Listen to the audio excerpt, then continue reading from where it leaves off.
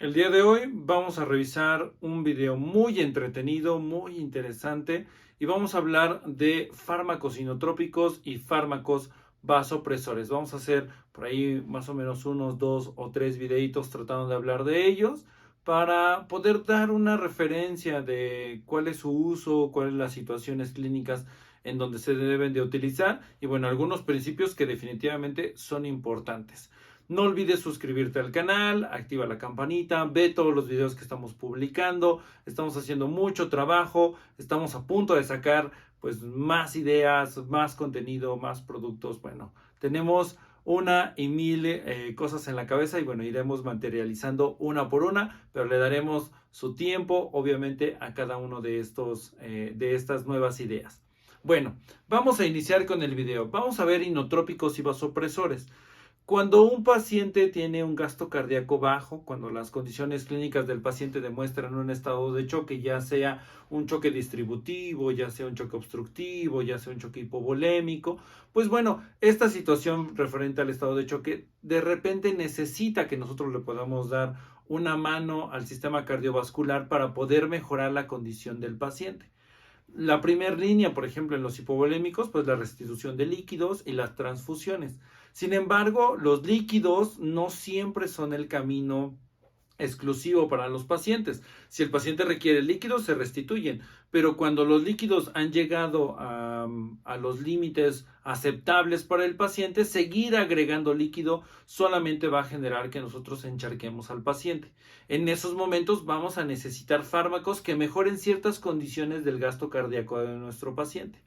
El gasto cardíaco está determinado por 4 elementos: la precarga, la poscarga, la contractibilidad y la frecuencia cardíaca. Estos 4 elementos se pueden manifestar o se pueden estar cambiando de formas separadas. Es decir, no dependen uno de otro. El paciente podría estar hipertenso, pero con una frecuencia cardíaca normal. No porque esté hipertenso en todos los momentos tendrá que tener una taquicardia nuestro paciente.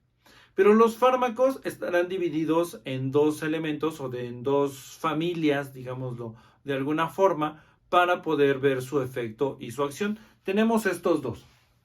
Tenemos a los fármacos inotrópicos, como lo vemos aquí, que ayudan a aumentar algunos puntos del gasto cardíaco, la contractibilidad, la frecuencia cardíaca, el consumo de oxígeno, la fuerza de eyección de las zonas ventriculares, que hace específicamente referencia a la contractibilidad. Entonces será donde estarán actuando estos fármacos. El otro, bueno, veamos que en este actúa prácticamente directamente sobre las fibras miocárdicas. Ahora, el otro grupo de fármacos serán los vasopresores. En el caso de los vasopresores, estos van a generar, ahora en los vasos de capacitancia, van a generar vasoconstricción, aumentando las resistencias vasculares periféricas y a su vez ayudando al aumento de la presión arterial. ¿Qué buscamos entonces? Que el paciente a través de estas dos condiciones aumente la presión arterial y aumente la perfusión para todos los órganos y todas las células del cuerpo de nuestro paciente. Pero para activar esos mecanismos debemos de conocer que existen algunos receptores. Tenemos 4 receptores que vamos a analizar en este momento. Receptores dopaminérgicos, receptores beta 1, receptores beta 2 y receptores alfa. En el caso de los receptores dopaminérgicos, me voy a colocar de este lado, en el caso de los receptores dopaminérgicos van a generar vasodilatación, van a generar un aumento del flujo renal y obviamente van a poder incrementar discretamente la uresis de nuestro paciente. En este caso, existen fármacos que van a ser fármacos inotrópicos, van a ser fármacos vasopresores o que dependiendo de la dosis, que será algo que veremos en el siguiente video, que dependiendo de la dosis podrán hacer una u otra acción estimulando alguno de estos receptores. El siguiente receptor que queremos revisar será el receptor beta 1. El receptor beta 1 estará más relacionado a la situación cardíaca. En este va a aumentar la frecuencia cardíaca, aumentará la contractilidad miocárdica, aumentará el volumen latido de nuestro paciente, aumenta el gasto cardíaco y aumenta el consumo de oxígeno. Todos estos aumentarán la cantidad de carga sobre el miocardio y entonces va a requerir de mayor cantidad de oxígeno. Considerar que el paciente que tenga inotrópicos que van a afectar o que van a aumentar el gasto cardíaco, el paciente va a tener un consumo mayor de oxígeno. Es algo importante que debemos de considerar al momento de la atención de nuestro paciente.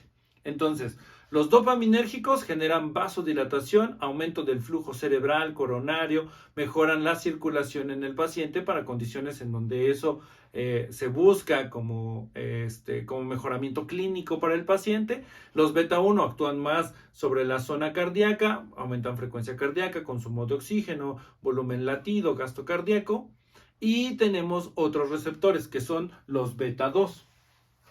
En el caso de los receptores beta 2, aumentan vasodilatación del músculo lisobronquial. Aquí entonces tendremos una acción sobre condiciones pulmonares, pacientes con crisis asmáticas, pacientes con condiciones pulmonares, en donde requerimos que se genere una vasodilatación del árbol bronquial y también del músculo lisobronquial, que permitirá un mejor proceso de ventilación en el caso, por ejemplo, de una anafilaxia, en el caso, por ejemplo, de pacientes que tienen un broncoespasmo. Bueno, pues la estimulación en los receptores beta 2 será la que nos dará estas condiciones, pues, para mejorar la situación del paciente en ese momento. El siguiente son los alfa, los receptores alfa.